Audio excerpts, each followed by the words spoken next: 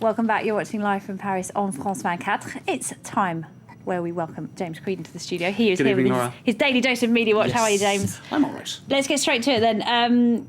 Nicolas Sarkozy is still not an official candidate for the presidency, No. which is strange given he is the president. We're all waiting. Right. When might we hear from him? Well, the thing is, if he doesn't have to really speak because all the president's men are speaking on his behalf. And in fact, what a lot of the media are saying at the moment is this is an extremely dirty campaign, and they're not really campaigning on issues that affect French people. It's all window dressing and attacking the other side in a sort of underhanded way. It's about personalities rather than policies. Absolutely. So let's take a look at these pictures of a man called Bernard Accoyer. Now, he is the Speaker of the National Assembly, and he is the latest man to come out with a little, I suppose, underhanded statement aimed at getting at the socialists. What he basically said is, if we lose this election, the economic consequences will be comparable to those during wartime. So what he's basically saying is, if the socialists win, France will be in a state of economic. It'll be like the war. It'll be like the Great War.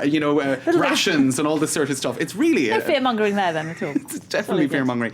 So let's take a look online, because you've got headlines all over the place saying that this is a trash campagne, a trashy campaign from the UMP party, and a lot of people are attacking now Bernard Accoyer for what he said, and I suppose taking. So they're attacking him, of course, rather than Nicolas Sarkozy. Exactly. Look at these sort of photos. This is what you're seeing on. That's actually François Hollande there, dressed up in a scene from the Full Metal Jacket.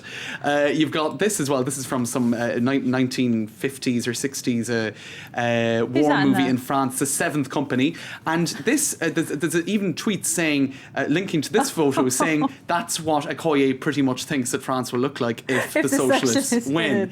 This is going to be Paris sometime next May, according to Bernard Accoyer. Oh, so people love a presidential campaign. Right, it's getting very dirty. And just a quick look at this poll: 2012, a campaign disconnected from the preoccupations of French people. A lot of observers are saying that this campaign has really nothing to do with the real issues affecting people on a day-to-day basis during a period of crisis. In the International Herald Tribune today, there was also an article saying the same thing by John Finnecourt. He said, really, they're just beating around the bush. Hollande doesn't want to take any concrete position on anything because he doesn't want to be attacked by Sarkozy on specifics. And nobody's laying out their this is it. Wares, Sarkozy is posing as a sort of France's worldly combative protector. All this means a campaign poor in meaningful, coherent ideas. You've just got, I suppose, not mixing his words now, Eiffel Towers in the midst of greenery, returning to nature. One candidate who is rising above all of this, you could say, is Eva Joly. That's right. Coming out with very concrete proposals. Yep, she's got some ideas, but they're not going down very well with everyone, are they? No, she's saying 2 more national holidays in France, one for Yom Kippur and another for Eid. This is a way of, a multicultural approach. Christians in France celebrate Christmas, so why not give the very sizable Muslim and Jewish communities in France a national holiday of their own? Now, everybody came out and attacked her because, of course, France. You even had the rector of the Mosque of Paris who said, "Actually, I don't agree with you at all." So, I mean, that's a pretty low. Dear. That's a pretty bad blow for her. Didn't it? And the heads of all the major parties are against it too. And this lady, Brigitte Bardot. Now, she's well known for her animal rights activism, also for being an actress, of course.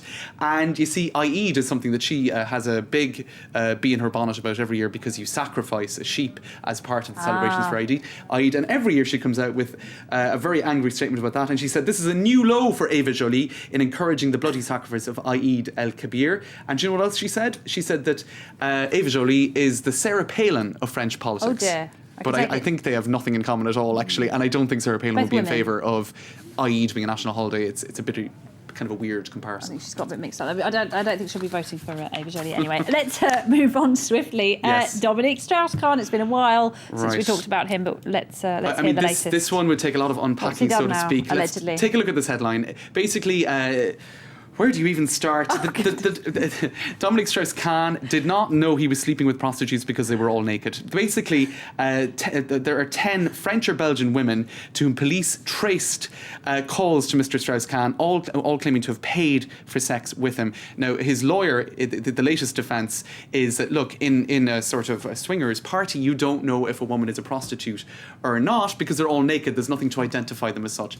A pretty crazy story. I mean, it's just going from worse to worse. It just goes on and on, this one. All right, let's move on to our last story now, because people who are missing the the late Apple CEO, Steve Jobs, a man who brought brilliant technology to all of our lives, they can get in contact with him or his spirit. That's right. On the internet. Mystic Meg, move over. Magic number 8 ball. That's all very passe. He's the oracle of our ages. I suppose he's taken on godlike proportions, and there's now a website where you can summon Steve and ask him any question you want about 2012 or beyond, because of course he is the man who invented all things, who is all-knowing, omniscient, etc. So lots of different questions. For example, what can we ask him? Well, what do you think about Microsoft? That's one question I suppose you'd always think of maybe Big asking rival. Steve. He probably doesn't like them even from the beyond. Micro What watt. does he say? There you go. Micro what? And do you know what I tested earlier? I was wondering, did they know who? Do they know who James Cream is? Do they know who I am? So Who doesn't? We spelt your name wrong. They actually told me, I tested this earlier and it won't work here. He wants me to get an iPad, which is probably predictable enough from the man who invented Apple. Well, have thinking a that go my on that. computer's too clunky. What is it?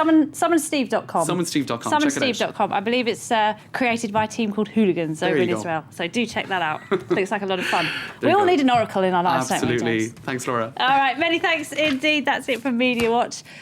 We're going to move to web news now because a group of bloggers say that they've found debris from the Japanese tsunami all the way over the other side of the world on the coast of North America. One of the stories doing the rounds today. Take a look.